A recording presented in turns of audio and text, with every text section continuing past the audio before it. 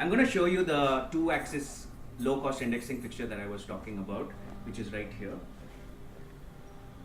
The problem that this solves is there are many complex profiles that we do, such as this one or this one.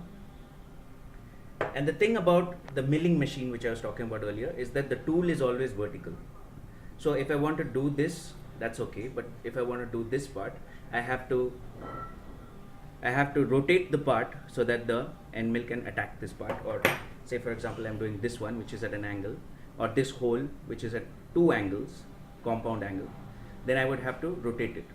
The typical industry solution for this is either to do the part on many setups, that is you make one operation on one setup and then you remove the part from that setup, put it in another setup, and then machine the next operation. The other typical solution would be to use a mechanical or an automatic 2-axis indexer, which is extremely expensive, prohibitively expensive. So this is the low-cost solution that we've come up with, and this can be used for many parts where the requirement of accuracy is not very high. So I'm just going to show you how we do these parts. So what we do in this part, for example, is we put it like this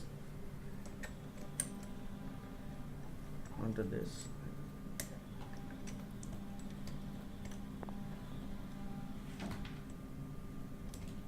Onto this fixture, and now in this angle this tool can approach this operation.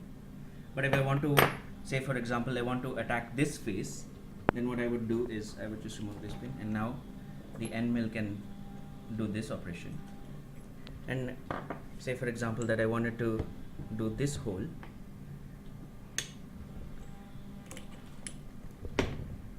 over here, then I would index this one and rotate this one, and now I can attack this hole. So the cost of this was probably not more than about 3,000 rupees, and we are able to do parts as complex as this with this simple fixture.